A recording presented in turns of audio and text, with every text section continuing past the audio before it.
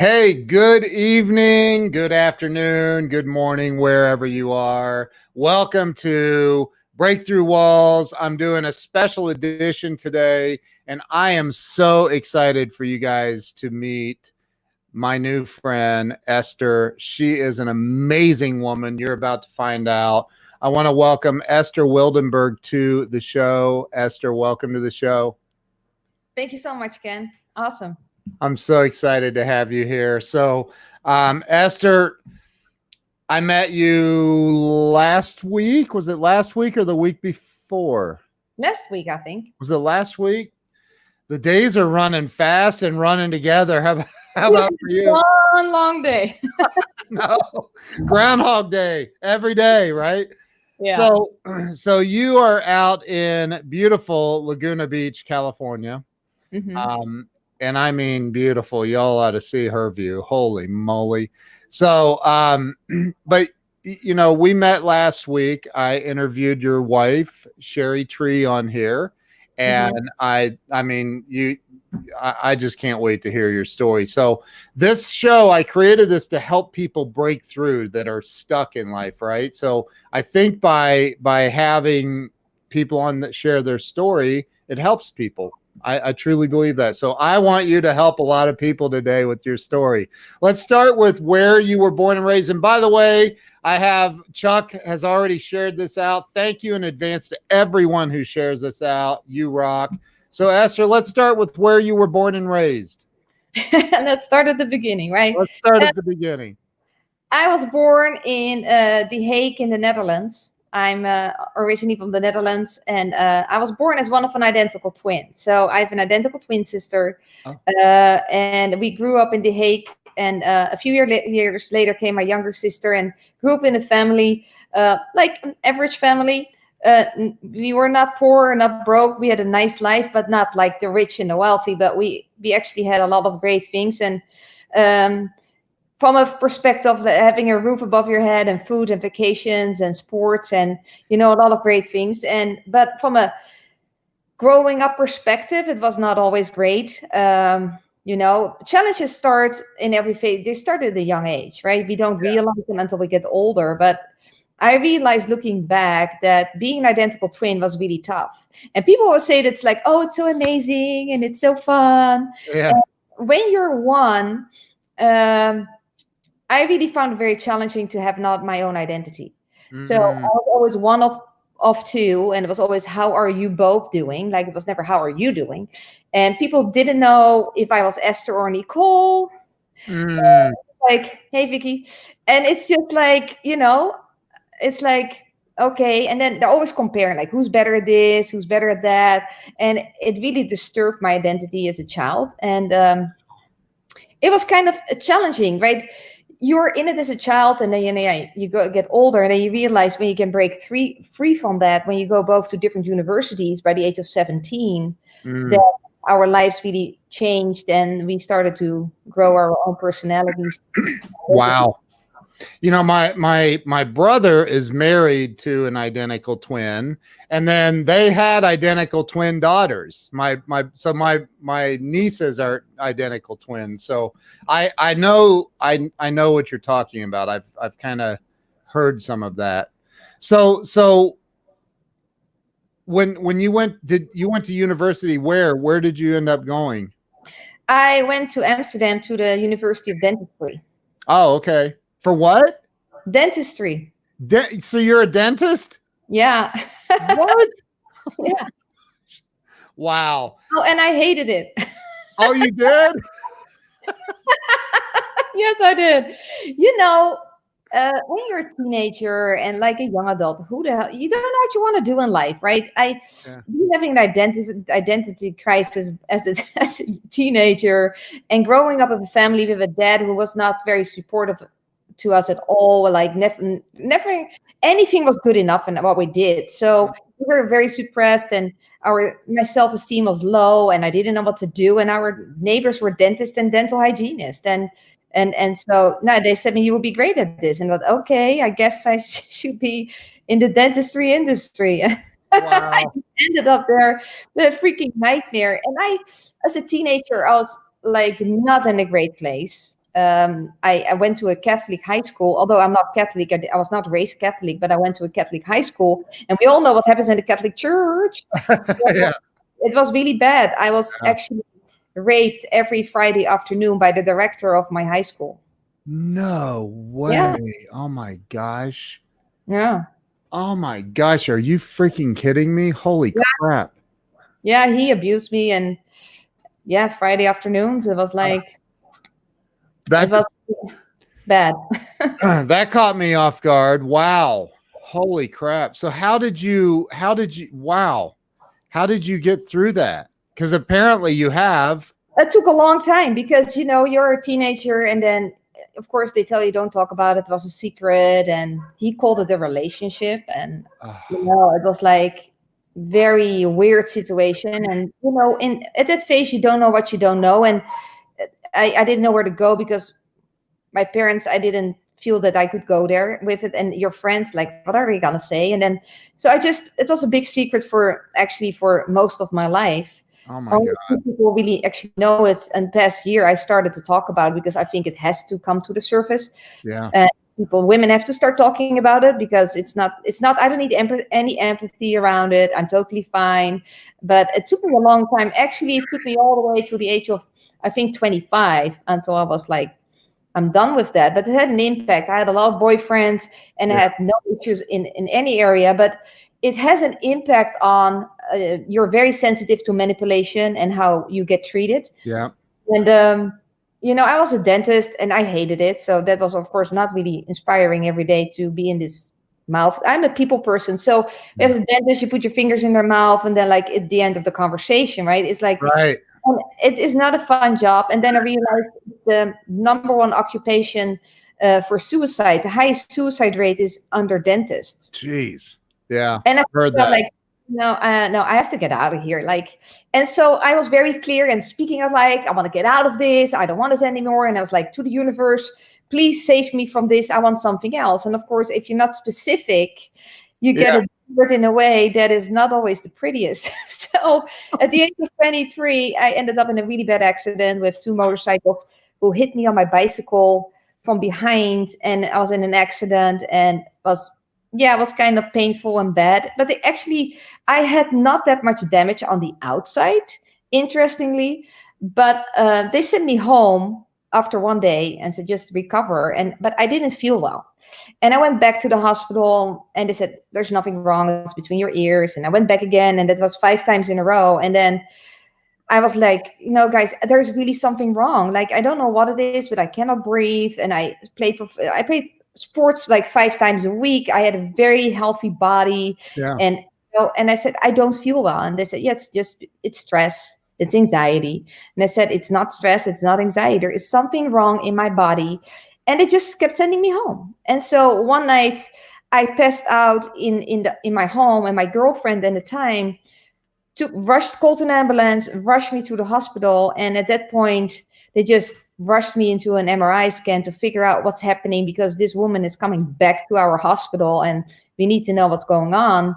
And then I came out of that scan, and there were like 8 doctors around me. Wow. And the thing is, they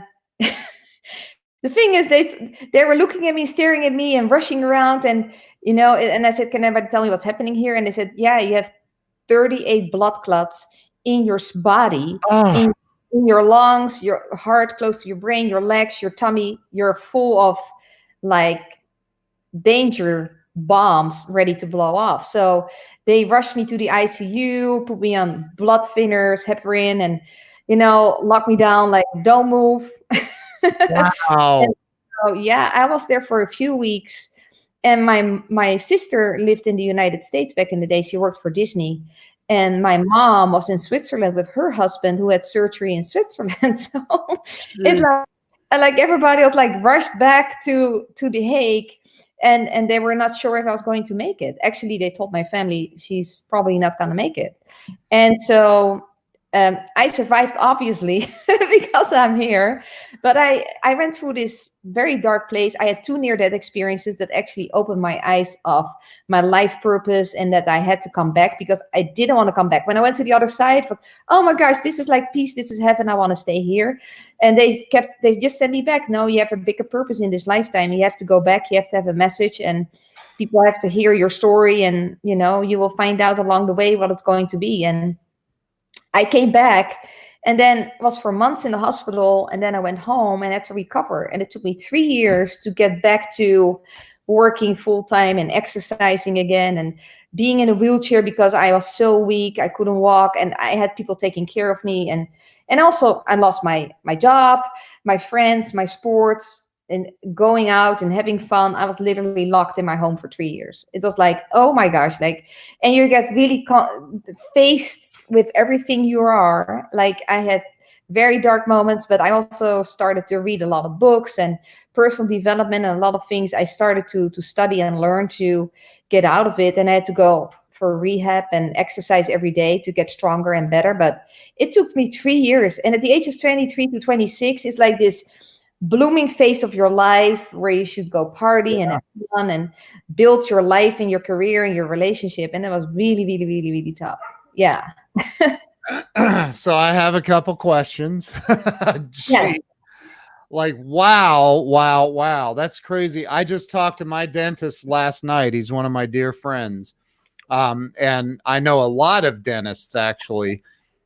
So, and I know some that are dentists that don't like being dentists, actually. And it's like, dude, you spent $300,000 on an education for something you hate. Like, ugh. So what, and going to university, and this was in Amsterdam, you went to dental school.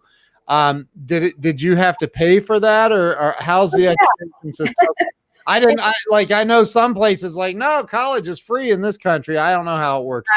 No, there's nothing free. Yeah. Yeah, right.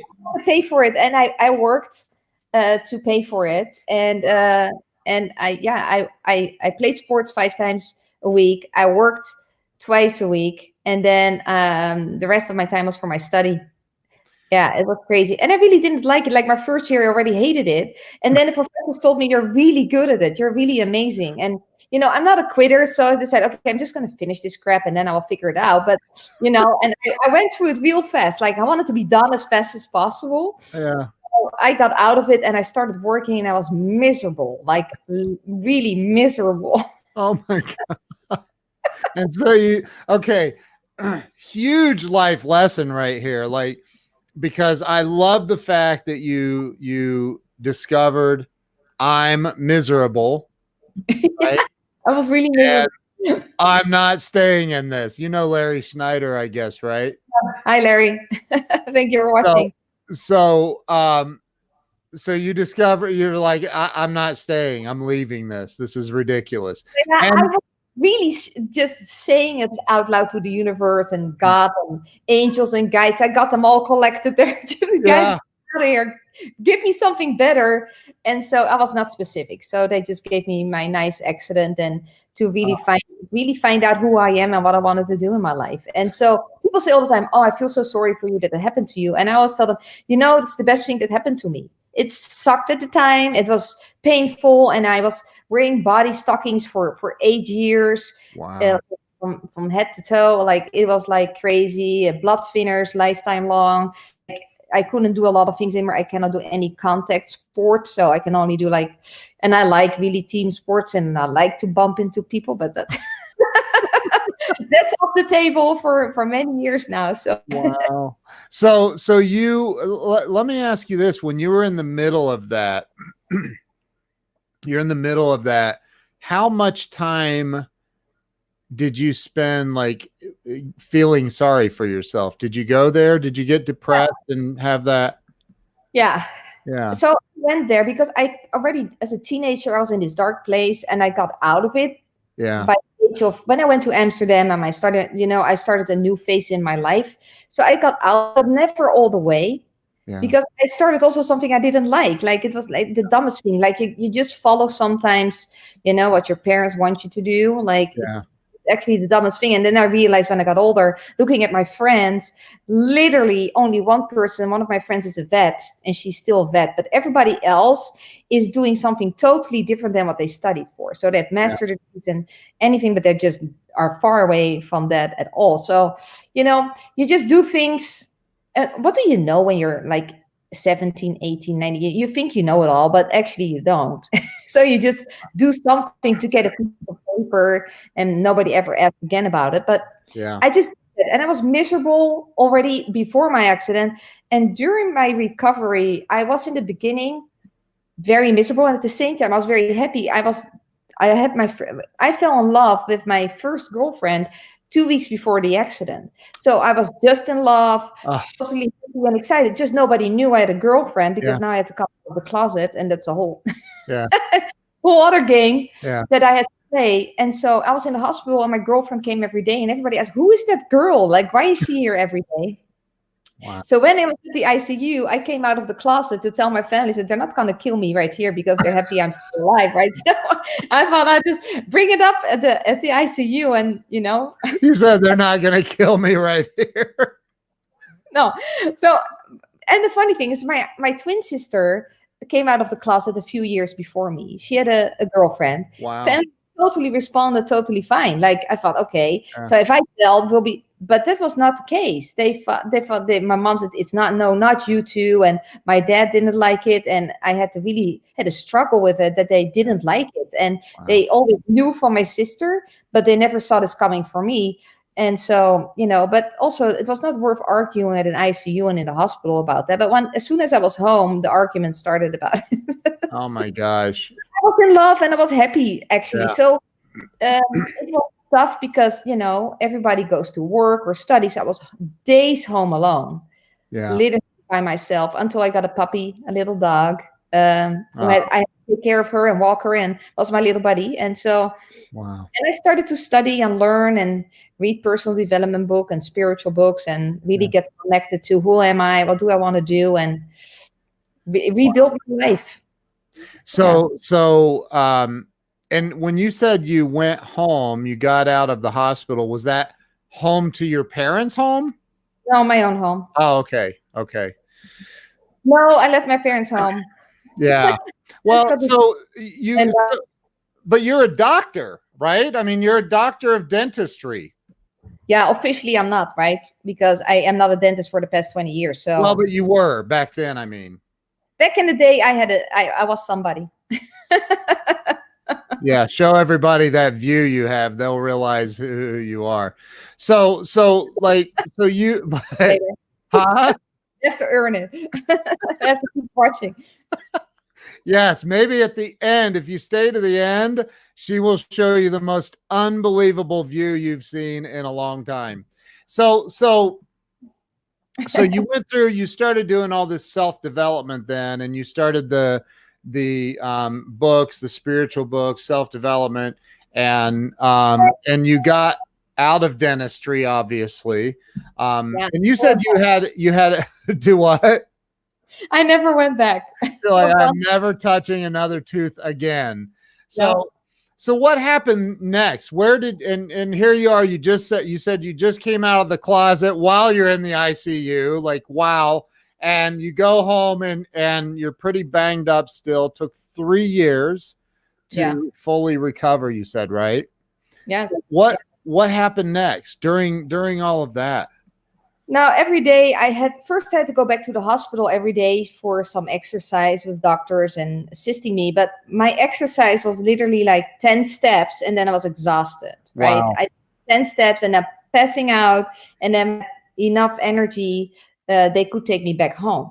It was like a very long process, like literally starting with 2 steps, falling over, and then 3 steps, 4 steps. It went so slow. I literally had nothing left. My body didn't respond. My legs didn't want to do anything. My muscles were totally, like, literally gone. I felt like I just fell on the floor every single time. And it was very frustrating. Because when you lay down that long in a bed, and my circulation was really bad, so it stops basically everything. And I had such pain. It was so painful, my legs. Like, it was like, yeah. Did you have a spine? Was it a spinal injury or? No, it was just my veins. But if all those blood clots are blocking your circulation in my main veins, so there was no circulation in my legs, Oh my and it was just awful. I was laying down with my legs up, and had a box over my legs, so nothing touched my legs. It was like, and then I had to wear those stockings, like from literally all the way from my ankles all the way up to here, to suppress my system to help the circulation. And I had to wear this for 8 years, every single day and night. It was not sexy. It was not fun. In the summer, it was sweaty and awful. And yeah, it was not a fun journey, but I'm grateful. I'm walking and running and kicking alive. And so, you just look back at what you have. But at that time, it was not fun. And I had to go first to the hospital, and then I wanted to go to the gym instead, because going to a hospital is like all the sick people. I will go back there. So I went to the gym instead and had a personal trainer, and I went really working on my body every single day. And then suddenly they asked me if I wanted to open for him another gym and run another gym and be the manager. And I said, yeah, sure. I didn't know what to do, but I knew I wanted to be around people again. And I was working out anyways, work out and help people and build a company. And I helped them open up several fitness centers around the country. But then I realized my future is not in the fitness industry. Like I want to do more. I want to do, something bigger and better. And so I was there for a few years, and then I went to corporate. Now that was also not for me. Okay, but I again, this is the theme, right? Like you're like, I'm gonna try it. I did it. Nope, not for me. I'm not doing that. And you moved on to something else till you found what it is that is for you. And that's where you just said, and I think that people, especially young people, need to hear this. I think that we as human beings and parents make the number one biggest mistake trying to allow our kids to decide at 17 years old or 16 years old what they're going to be and what they're going to major in college and all of that. I think it's a terrible idea. I think they should get out and experience some life first and see what feels right. I agree. Because you cannot decide at that age. What do you know? Like, you only know what your parents are doing. That's right. Maybe the neighbors and maybe your aunt and uncle, and that's where it stops. That is all you know, right? You have no idea what else is out there in the world. So that's why you see a lot of families that's attorney, and their son is an attorney, and then their granddaughter is an attorney. It's like passing on the karma of awfulness. And some people like being an attorney. There are people that love being a dentist, right? Yeah, but it's just an example, but it is that because it's an expectation, it's a tradition now in the family, right? And so you put a lot of pressure on kids by, putting them in that box. And so it's also the education system is totally wrong. We're still teaching today the same things as 30 years ago and 60 years ago.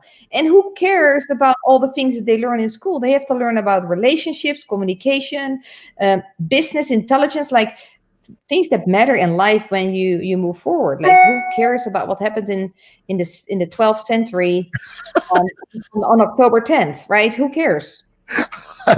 I totally agree. I can't I don't know. I didn't listen to that crap in school. No, they were always my lowest grades or all this stuff I didn't care about. Like, who's gonna be ever in the future about this? Like, never ever. And so I know you have to have some things you need to know about life in the world and the history, but they spend so much time on it.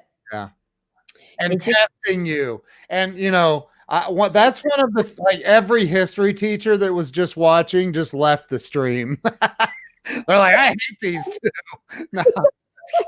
Yeah, because they know every single date in the history of the world. Like, they're proud of that. And high five.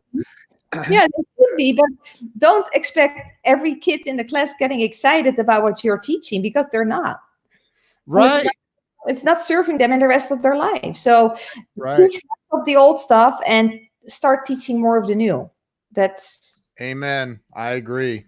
So so let's go back to, you went and you helped open up some gyms for your friend, some like gyms, right? Workout facilities. Fitness centers. Fitness centers. Okay. Yeah. And you realized that wasn't for you. Mhm.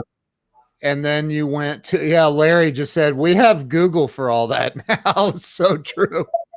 I have Yeah. Google, I have Siri, I have my Amazon device over here. I can't say her name because she's like, what? What do you want? But I have that. I mean, I have access to anything. Like, you want to know about the War of 1812? Let me just ask Alexa. She'll tell us all about it right now. So so you went to that, and then you went into corporate. You went right past that. What do you mean you went into corporate? What's No, that? yeah, I didn't want to stay in the fitness industry. Like I found that was I was in the gym for a while in the fitness centers, and then I worked for Power Plate International Okay. for a while for the big, but I could not stand on it because of my history with my blood clots. So people ask me, yeah, how do you use this? And I had no idea. I cannot stand on that thing. But I was working directly with the owner and inventor of it to help him to open up Power Plate centers around the world and building his brand. But that was also not my thing. Yeah. How long did you do that? I think 2 years. Did About you? 2 years. Yeah. So it was about 2 years the fitness center, and then 2 years Power Plate, and then I thought, no, I have to get out of this. Like, this is not where my future is. I'm not going to do this until retirement, and I don't want to tell me what to do. And I was like, what I'm going to do next? And I just resigned, and I just started to, okay, what I'm going to do next? And then I got approached by a recruiter and said, you have a great profile. And I said, great profile. I went from the industry to 3 years nothing, and then 5 years in the fitness industry, Power Plate. Like, that's not really a great. No, she said, but it is interesting. I said, it is interesting. So she asked me my story, and she says, maybe your occupation background is not that impressive for somebody in corporate, but your drive in life and getting out of things is what people are looking for certain roles. Mm. And so I had a nice conversation with her. I said, Naya, you can introduce me where you think I will fit best. And so she introduced me to a company, a financial services company in the Netherlands that did consulting in the Netherlands. And I I was invited by the CEO of that company, and she said, your resume doesn't make any sense. Recruiting company, and my friend who is working with me in this company for so long and brings all my consultants and all my people to my company, she said, I had to talk to you. Now, you better tell me why I'm now wasting my time talking to you. So that's how this whole interview. And she says, okay, just your whole resume doesn't make any sense. So tell me. So I told her my story, and she says, you're hired. After 20 minutes, she says, you're hired. And I said, I thought you said it doesn't make any sense. She says, yeah, but now it does. Because I need somebody who just has, her balls in place and get things done. So no excuses. Wow. I don't know about education or background. I need somebody who has, went through stuff in life and got out of it, because she said, I didn't tell you yet what your role is going to be. So she says, you're going to be a business unit director of a business unit that's dying. That is like in depth. It's not surviving. They had 8 business units, and the one that was not working, she says, I'm going to give you 6 months to make it work. Oh my gosh. And this is at a recruiting? No, it was a consulting company. Oh, okay. I got you. In the financial services. So they had HR, finance, IT, security, etc. So but it started with a recruiter recruited you. I got it. Okay. Got it. And I became the business unit director of the HR department, what was literally like, it was already dead, but she wanted to give it one more push of oxygen, and she gave me 6 months to make it work. Did you make it work? Yes. Did you? I got one account manager assigned to me, and I hired another one. And she says, you start spending money. I said, yes, I am. Because if you only give me 6 months, then I need a left and a right leg to run with me. Wow. So, and I told those 2 guys, a man and I said, guys, this is the goal. And if you hit your goal on Wednesday, you have a 4-day weekend. If you hit your goal on Thursday, you have a 3-day weekend. Hit your goal on Friday, you have a 2-day weekend. If you don't hit your goal, you don't have a weekend. Oh, wow. This is play this role, and we have 6 months to make it happen. And I said, I don't want to see you in the office. Business is done out in the outside world. We're just going to meet once a week in the office for an hour, and that's it. Go. Wow. And so they got work, and in 2 months, they start hitting their goals on Thursday and then later on Wednesday, and they kept coming back on Thursday and then on Friday. On Friday, we had lunch together and we were having drinks together and celebrating our successes. And then everybody else in the company started to look at our business unit, what was happening. Like we have 3 people, like suddenly all the numbers went up, and there were only 5 women in the whole company. Oh my God. Wow. And I was a totally men's world and a lot of egos and like, who's that girl? What she's gonna do? Like, and all her jokes and all that stuff. I can write a book just about that alone. So when I'm men, I'm like just one of their buddies because they make a joke and I go straight over because I heard so many of them. Wow. I'm like, and it was just so funny to watch what was happening and success. And I asked the CEO mentor me once a week, so I keep going the right direction, and she did, and she was really proud. And at the end of the year, we actually were back in the black numbers and making a lot of money and even outperforming some of the other business units. So wow. I did it, and I approached it from a different perspective. I had no relationship, so I just started to pick up the phone and started to dial from the phone book and knocking on doors and trying to make it work, because these men in the company didn't want to help me. Trust me. I'm sure you have to figure it out yourself. I said, okay, I will make it work. Watch me. That's so incredible. And I again, another life lesson. So you took the I'll just say, for lack of better words, the pain of these people doubting you, the pain of these people making their stupid little snide remarks and jokes, and you turned it around on them and you made it work. Yeah. Wow. So actions speak louder than words. So I just, guys, just keep talking. I will keep doing the work. And at the end of the year, we'll see what happens. and when you go through a lot of things, and we all have challenges in our life, but you get less distracted, when there's another challenge. And so, wow. And I really wanted to prove myself. I had also that is inside of me. Like, if you tell me I can't, I will show you I can. Wow. So I always had that mentality. It started as a survival mechanism, but then it became a strength. Like, I know I can do anything if I put my head to it. And so I became very successful in the company. I then became the sales director over all the business units and really helped the company grow. And then the company got sold, and had conversations with the new CEO, becoming a CEO. And I was not aligned with that new guy. And he had plans that didn't work. He wanted to combine 8 different units to one. So all the accountants had to sell all the products. And I said, it's never going to work, because when you talk finance to a CFO, he doesn't care about security or HR. And so that's never going to work. And he said, you're really stubborn at the age of 33. And I said, I know. I said, it's not going to work. And he says, but I still have the position to run this company. And I said, okay. I said, but I'm going to give it a try for 3 months. If it doesn't work, I'm gone. So after 3 months, I was gone because it didn't work. Right. Wow. And the interesting thing is, I didn't see him for 10 years after I left. And I saw him at a convention, and he came up to me and he said, you were right.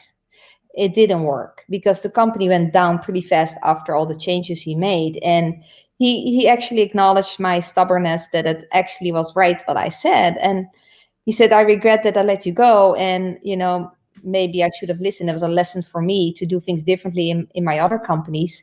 He owned a ton of companies. So, sometimes they get arrogant and ego gets in the way, and they think they know it all. And, it's not that I didn't know if I was right, but my feeling was like, it doesn't make any sense. Right. So, right. So, one of the things that I can tell, excuse me, that I love about you already is you have a you could, I mean, a lot of people would have been resentful towards that guy, and you don't have an ounce of resentment towards him, do you? No, nobody. Because I truly believe you go through things in life that are just your life lessons, and then you meet people to grow and make choices, and you can go left or right. And sometimes left is the best decision, sometimes, but as long as you follow what you feel is right for you, Right. then and sometimes you make mistakes, and that's called life. Like Yeah. I made the right decision, and I also realized, like, if I make so much money for all of you guys, I better start my own company. And so I resigned, and it was 2008 when the market collapsed. I resigned and said, guys, I got this. I'm becoming an entrepreneur. Good idea. Great. Yeah, actually, it was a great idea because, Was it was a time of opportunity. Yep. And so, right, like it is right now. Like Mhm. this is just an amazing time right now. The opportunity is huge. It's massive. For Massive. the people who see it, right? And it's only for a few, but I'm going to be part of the few. So Yeah.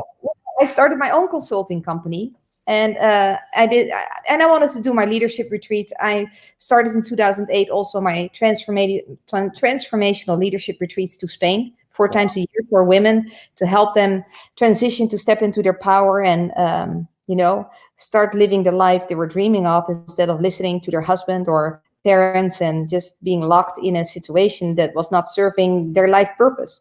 So I started doing that and started my consulting company, and I was basically a broker for consultants who were assigned to projects at bigger companies like Shell and Unilever and IBM and some big banks, etc. Wow. It made a nice income, and it started right in 2008, 2009, 2010. It was blooming, and so they're still doing projects. They Yeah. were hiring less people, but I had built up a lot of credibility in the industry by my success story. So, and people knew me, and I had a lot of consultants who followed me when I left. Of course, I got sued, had to go through a whole lawsuit that I left. And then I told the company, guys, you're a company with 800 people, and I'm all by myself. And you're scared that I am going to take over your whole business. Like, thank you for the compliment. Right. That I'm stronger than all 800 of you. But, this is ridiculous that you're suing me. So I highly recommend just withdraw from this thing and just move forward and just keep your head up straight. And, and then after I told them that, they withdraw the lawsuit, and they realized that 800 people against one is not really making any sense. Wow, that's incredible. So you did very, very well. So what happened from there with do you still have the consulting company? No, I met Sherry in 2013 in Amsterdam. So that's where my life got another big change. So Wow. Sherry spoke at a conference in Amsterdam, and I was there. Les Brown, Robert Kiyosaki, and Sherry was also one of the speakers. And I signed up for a product for the bank system, and I became a customer. And then 2 weeks later, we had a training in Amsterdam with everybody who bought at the convention. Yeah. And I wanted to be the leader of Europe. I saw really big things for bank at that time. And I met Sherry, and I thought, I'm going to bring this to the Netherlands and to Europe. So I asked her at the convention, can we have dinner?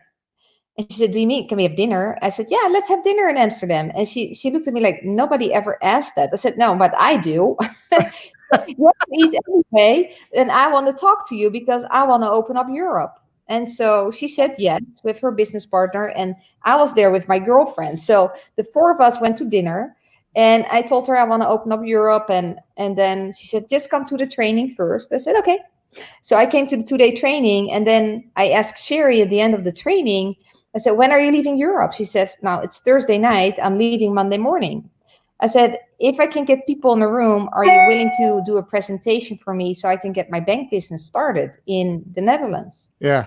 And she says, maybe. And I said, what is the maybe? And she says, now it depends how many people you get in the room. Is it 5? I just go to the Anne Frank house and have fun. Is it 50? Then I will do it.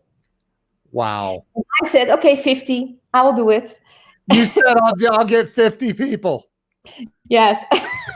So I told her, can you do on Sunday afternoon a presentation? And she said yes, for 50 people. But, of course, me with my big mouth, I was driving home on Thursday night. And I realized I only have Friday, Saturday. And then on top of that, in the Netherlands, Europe, the weekend is the weekend. Like people just go sports, groceries, hang out with their family. They're not going to a presentation. They're not going, and especially not Sunday afternoon. And some people have to drive for 3-4 hours. Like so I started picking up the phone on Friday all day and sending out emails and text messages. And again on Saturday. And I had a bed and breakfast from a friend of mine who was working with me at the time. And we organized it together and we filled up that room with 54 people on a Sunday afternoon. Are you serious? Yeah, I'm serious. That is so incredible. And so was there like those 54 people, did they have to sign up for something? No, yeah, at the end, they didn't know that. Right. Okay. So how many people out of 54 signed up? I only know I did 40,000 in sales. From one day. From one minute presentation. In 3 days, from Thursday until Sunday afternoon. Thursday night, like 8 p.m., I left Amsterdam. So I had 2 days to invite. And made 40,000 in sales. Yeah. So actually, Sherry did it for me, but I had the people with the credit cards. Right. That is so awesome. And I, of course, had a kickstart. And then I had to do something I'd never done before because I asked Sherry, and so what now what? And she said, you just do a presentation once a week. I said, a presentation? What do you mean a presentation? So she gave me a PowerPoint. And she said, just, do a presentation on Thursday night and see how many people show up. So that was on Sunday. 4 days later, I had my first presentation in my living room, connecting my laptop to my television screen. I had 20 people in my living room, and I signed up another, I think, at $20,000 in sales that Thursday night. And I started to do it every Thursday night, and I did $500,000 in sales in 6 months. Are you serious? Yeah, I am. That's how you kick off the European division. Yeah, that's how I opened up 5 countries in 6 months. Oh my God. Wow. And so after 2 months, I called Sherry and I said, you have to come back to Europe because I'm not a certified trainer. I'm not allowed to teach this, but I have people lining up. And she says, I said, how many people do you need? So she said, about 40 trainers and maybe 80 customers or so. And I said, okay, I have that done by February. And so she came at the end of January to do the training. We had 120 people in the room. At that time, it was the biggest event in the history of the company. And then we had, I think, 50 or 60 people coming to trainer certification. Europe. And Europe was on the map. And then we traveled for 30 days together through Europe. So to the Netherlands, Belgium, to the UK, Sweden, and Switzerland. That's where we ended in Geneva to go skiing. And then we fell in love. And on that trip. And then okay, Houston, we got a problem. And so then we started dating, between the US and the Netherlands. What, of course, was inconvenient. And I will never forget, we were sitting in Geneva in Switzerland, overlooking Lake Geneva. And it was one of our first dates. And then we realized, and Sherry asked me this very serious question. She says, before we get... Sorry, I didn't quite catch that. Could you please repeat it? When I say Sherry, that thing... Oh my gosh. So she says, okay, I'm a speaker on all the stages and, are you willing to be in my shadow? And I said, yes, as long as you're willing to be in mine. And so, oh my God. And so, I'm not jealous. Of course, I love that. Talk to you and take pictures and whatever. I'm happy with that. But people want to take pictures with me too for different reasons. And that's okay too. Wow. Holy crap. So, what happened from there? Did you move to the US immediately or what happened? So we met in October 2013. Okay. In February 2014, We fell in love and started dating. Wow. Then in July 2014, Sherry asked me to marry her, and I said yes. Wow. Then we got married August 8, 2015. Oh And I my moved to gosh. the United States in November 2014. Okay. And so now you both run the company together. Yeah. And Also a whole gap. You go real fast right now. what's that? You just jumped over a 5-year period. Oh, did it? Well, hold on. We're gonna get there. I'm gonna back up. But like, did this book already exist? No, that book came out in 2017. Okay. So you were involved in this project. Um and by the way, it's I haven't read it yet. I got it last night, literally. But it's phenomenal. I went and did my bank code and I was like, it nailed it, like perfectly nailed it. Mm-hmm. It's insane. It is insane. You know, when I started, there were only CDs. I had CDs. Wow. And then I could become a trainer. So that's what I did. But then when I met Sherry, we started to develop the technology. I moved here and I had to apply for my green card. And then we got married. I didn't see my family for almost 2 years in the Netherlands because I couldn't leave the country. Oh. And I was like, it was a culture shock too, because I sold my home, my business, my car, my furniture, everything I had, and I gave everything away, but didn't sell. And I came just with 2 suitcases of clothes. So I started literally a whole brand new life in a different country with a different language. Wow. And the culture was really different in the beginning for me. I'm totally adjusted right now, but it was shocking to me, like coming from Amsterdam, where it's so open, and being gay or straight doesn't matter, black or white doesn't matter. Like Amsterdam was where actually the first gay marriage was and the first gay pride. So I grew up in an environment like, you know, I don't care what color of the rainbow you are, as long as you have a heart that beats and you're loving, you're great, right? So then I moved here, and a lot of people were like weird around being gay, and like I'm like, oh my gosh, you're really 30 years behind here in the United States. Like, you know, people wake up. So I started to have this, like I said, Sherry, I don't want to go through this closet story again. So, you know, I'm gonna be me, and if they like it or not, it's not my problem, it's theirs. And so I had that attitude, but it was not easy. Like I never experienced that before. So it was just, and then being in the same-sex relationship in a women-owned company, there's a lot of sometimes weird comments coming our way. Really? Oh yeah. Wow. In 2020. Yeah, That's crazy. So you got over here, you said you guys got married in 2015? Yeah. But you got here in 2014. Yeah. Okay. So in 2014, you come over here, you had sold all of your stuff and moved over here. Yeah.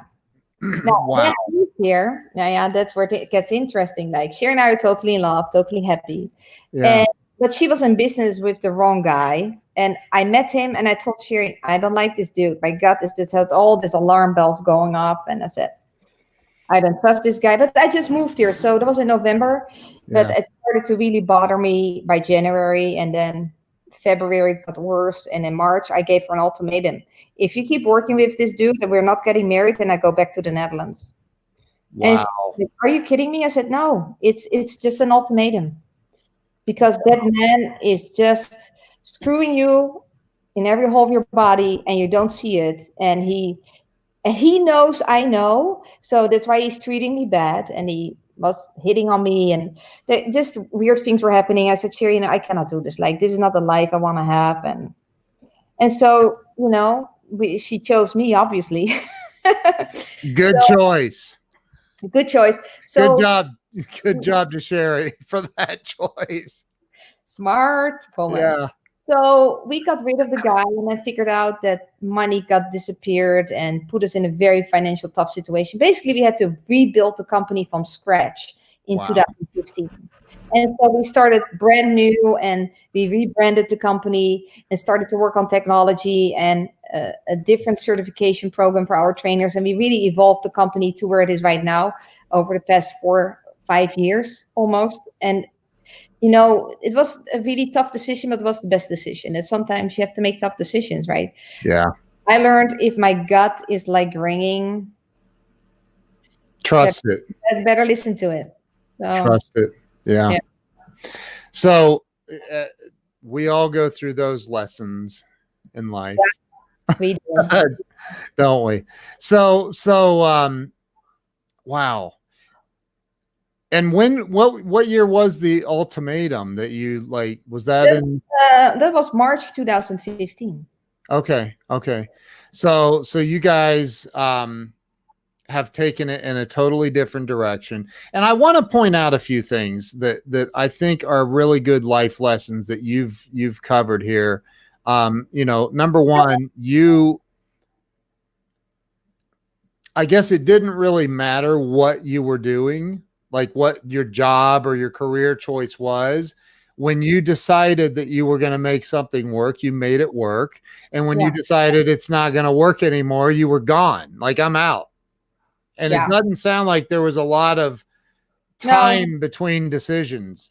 No, I'm very much like, life is short. Like, if you have that experience at 23, you realize how short life can be, and that you never know if you have another day. And I think most people just live life and let days pass and years pass and just having a job and paying their bills. But it's too short to do things you don't like or not love. Or sometimes it's great for a certain phase in your life, and then you wake up one day and think, like, I'm sick and tired of this, I want to do something else. And then you just have to listen to that, because otherwise you become miserable. And a lot of people go through that at the age of 40 or 50, where they either go through divorce or get sick, or some lose a loved one, or whatever happens, where they get this shock moment in life and they wake up and now they're gonna turn things around. But why not doing this at a younger age?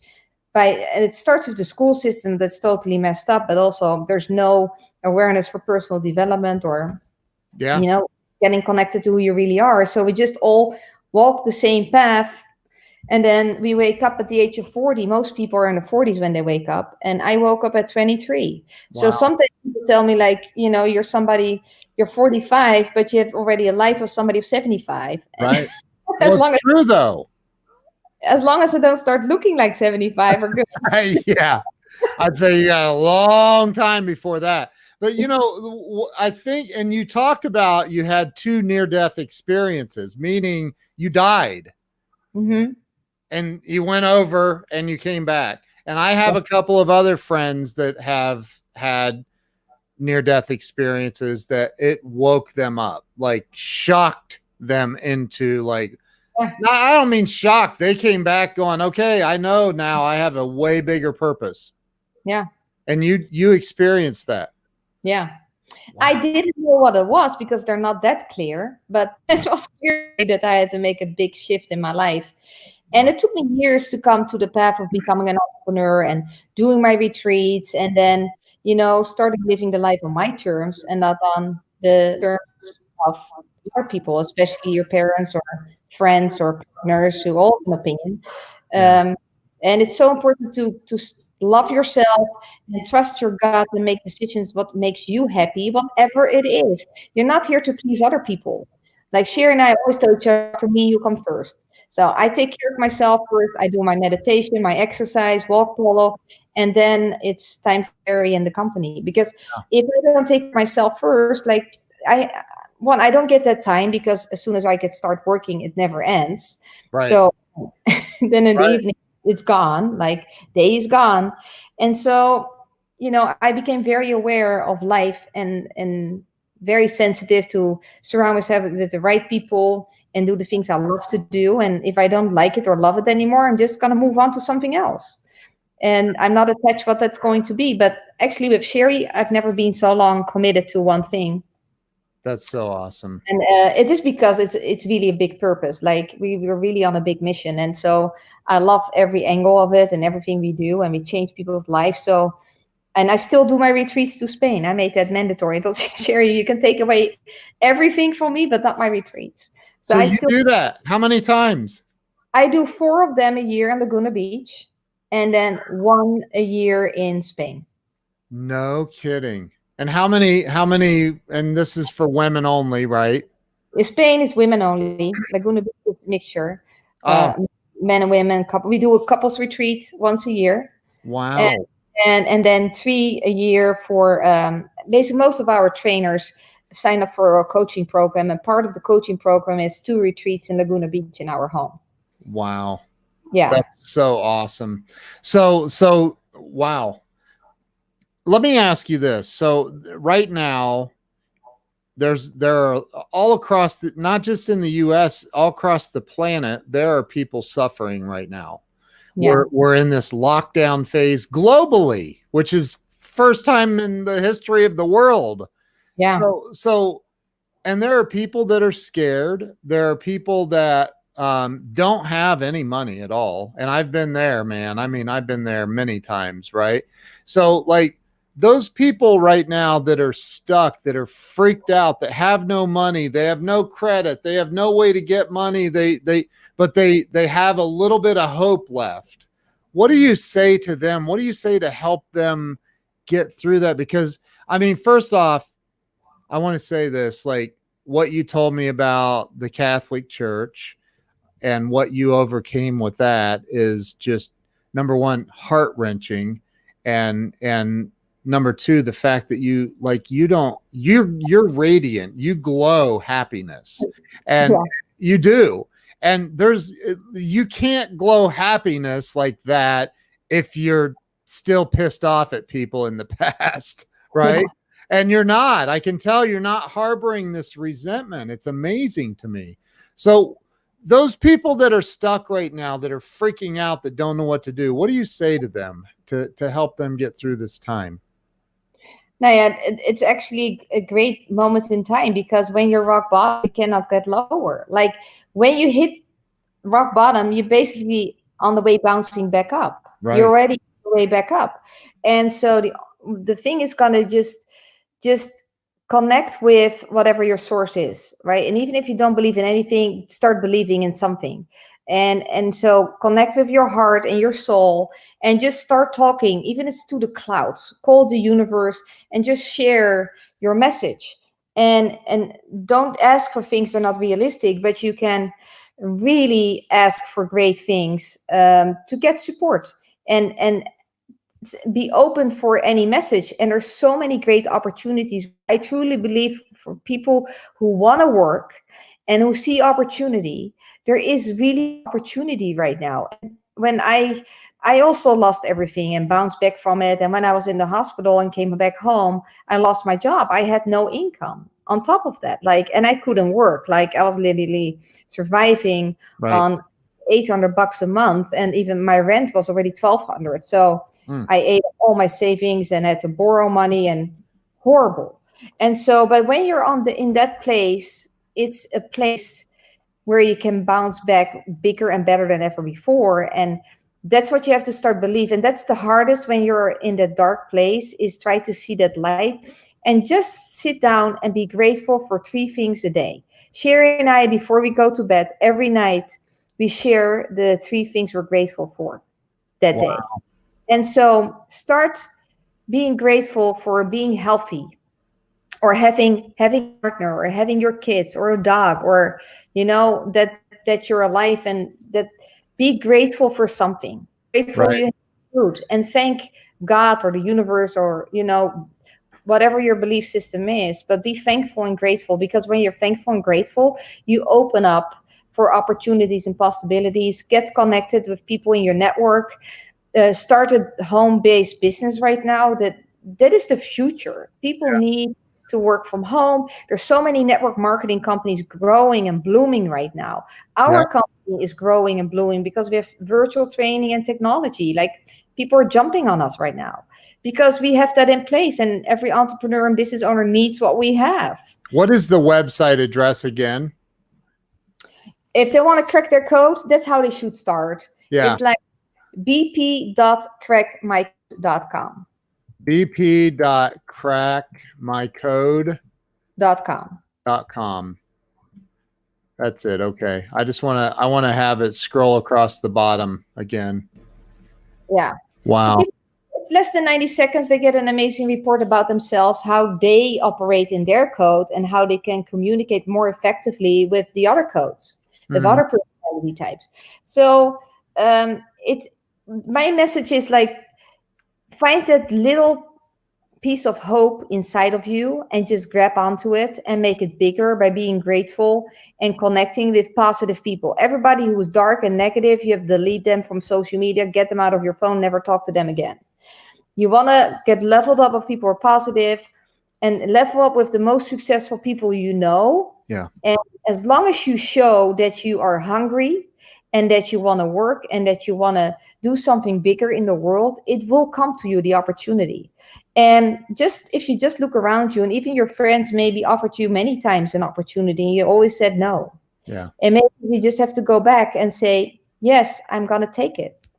And most companies right now, network marketing companies, you don't have to pay an affiliate fee or independent contractor fee at all right now. You can sign up for free and start selling their products.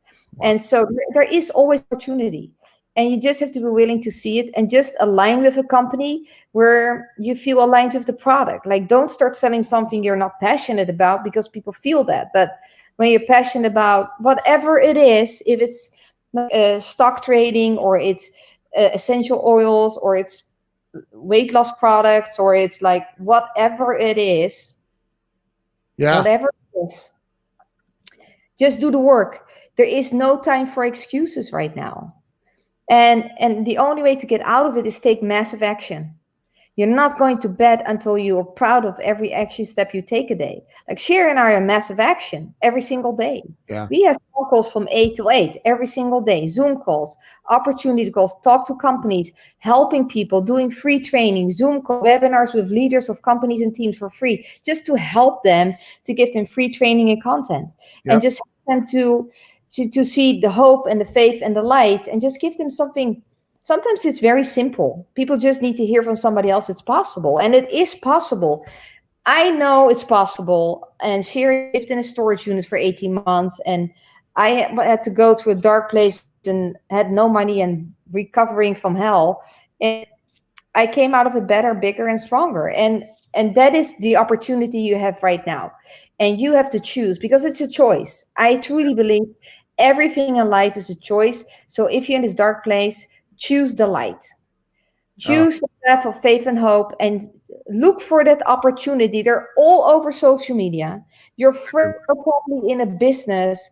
You don't even know they were in that business. Just reach out to them. What are you doing? Do you know something that just pick up the phone and call people and get to work? Take massive action. Take no for prison. Just don't take no for an answer, and just keep going, because you will get traction, and you can come out of this stronger than you were before this whole lockdown, and you succeed, because the work you do right now will pay off when we come out of this. And the good news is only a few people will do the work. The rest of the people are going to watch Netflix for a few months. Right. And hope all going to pass and everything is going to be back to normal. It's not going to be back to where it was. No. So really have to do some work, personal development, read books, start a home-based business, get savvy on your tech, start using tools and technology that can help you grow faster. And, even if you have a little bit money, don't spend it on Starbucks or on junk food. Spend it on your growth and on building your business. And that is I think the core of the message is massive action is actually the only option. There is excuses. People say, I don't have time. Yeah, that excuse doesn't exist anymore. Like, you have all the time in the world right now. And money, no money, there are a lot of opportunities you don't need money for. You just have to work hard and take action. And I cannot say it often enough. I do it a lot on my Facebook lives. My message is very clear. Like, guys, it's really not the time to have go into the pity party. Just thank the pity party for showing up and say, I'm ready for another party, and just start your own party in a positive way. Right? Right. I love that. So my wife just said standing ovation. I agree. That was unbelievable. So, I love it. You guys have opportunities, don't you? Yeah. For people to join in and make money and teach what you like. there's so much opportunity right now. And I love all the people that have said for the last 20 years, I'm not going to do a network marketing business. I will never work from home. I'm just too busy for that. Like, and you can work from home now. Everybody's working from home. We are not a network marketing company, but we serve the industry. We work with a lot of network marketing companies and the corporate team, and then with leaders and company. It's a great business model, and right now it can be your solution, and you can make a lot of money in these kind of companies, and you can make a lot of money with our company too if you're excited about what we do. If you want to work with this crazy one, then just let me know. Everybody would love to work with you, I'm sure. Esther, you're amazing. Not everyone can, because I'm very direct, I'm very honest, I'm straightforward, and not everybody likes that. Right, that's true. They don't. Well, don't be, if you see something wrong with me, don't tell me. There's nothing wrong. When I say things, it's coming from a place of love to help you get better. And, in America, people like to sugarcoat. They put sugar in all the food, and then also sugarcoat the message. Amen. Like, there's too much sugar here in the United States in many ways. You're right, though. You're right. And I believe shorten the message, be clear. You don't have to sugarcoat it, make it bigger and better than it is. Just say the way it is. And that's what I always will do. And sometimes Sherry says, "Oh my gosh, did you really say that?" I said, "Yeah, I just did." Wow.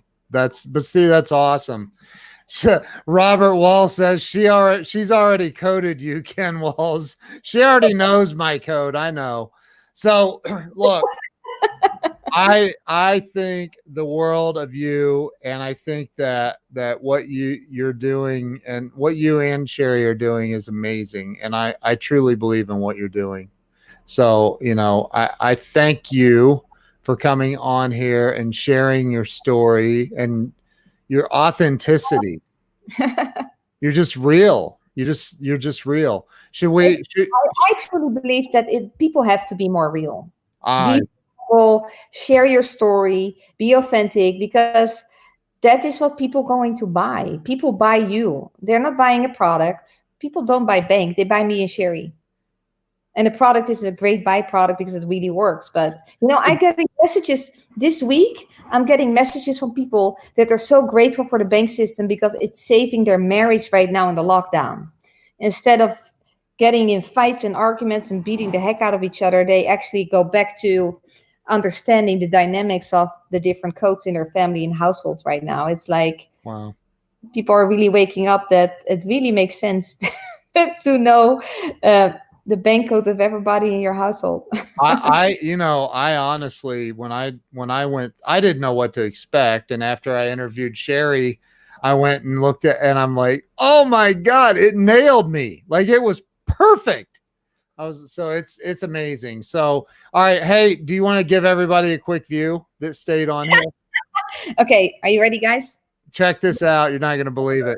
I'm really happy right now. And this is the view, but the lights. Oh, there. Look at that. That's the Pacific Ocean. That is Laguna Beach, Pacific Ocean. Oh my gosh. Amazing. So that is what hard work, determination, grit, not giving up, not taking no for an answer, and being not luck, trust me. What?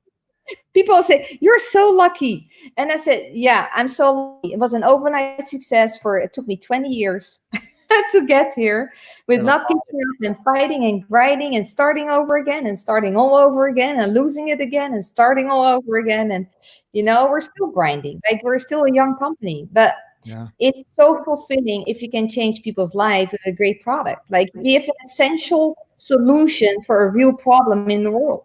Yeah. That's don't know how to communicate, they don't know how to connect, and they don't know how to sell and make more money. So we have the yin and the yang, both sides of the equation, the business and the life, and this is where it comes together. Oh, that's so awesome. I love it. Thank you so much, Esther, for being on here and being so amazing and transparent and real. Thank you. Just love it. Thank you. And thank you to everybody who's been on here and shared this and commented, and you're amazing. You guys are absolutely. It makes me sit here and I know other people got to feel this, like, wow, like, how do I get there? How do I get to that level? I know that everybody wants to be there. Everybody does want to be there. Yeah, just don't give up. You have to be open to keep learning and not arrogant and thinking you know it all. Like, just keep learning and growing and become, I always say tomorrow I want to be better than today. And today I'm going to be better than yesterday. And that's how I'm wired. And I always choose positive. I have moments that I want to say, F you all. And, and at the same time, it's just a split and it never takes long because life is too short to be negative and dark. And so it's a way of living. It's a choice. And we all have challenges and it will never stop. We have small challenges and big challenges. And right now we're in a lockdown, but we're not in World War II. We're locked up in like Anne Frank for 700 days in a closet. You're freaking laying on your couch watching Netflix. What are you complaining about? You've been wishing for this for a long time and now you have it. And now, it's also not that great. I agree, but there's so much opportunity. Get your Zoom set up, get your internet set up, work on your social media profile, jump on opportunities and just do the work. Take massive action and, it'll be beautiful when you come out of this. It's going to be an amazing world. And go to bp.crackmycode.com. You won't believe that. That is so amazing. And read the book because it's going to be a game changer for your relationship and your business. And read the book, Why They Buy. Yeah, no kidding. It's just at whytheybuy.com. It's very simple. It is. And I got the cards too. I told you. You need cards with it. It's going to change. Coach your kids, coach your spouse, coach your neighbors. Love it. I love it. Esther, thank you so much. Thank you to everybody who's been on here. Don't hang up on me, Esther, but I'm going to end the live stream. So thank you, guys. Thank you, Esther. Thank you, everyone.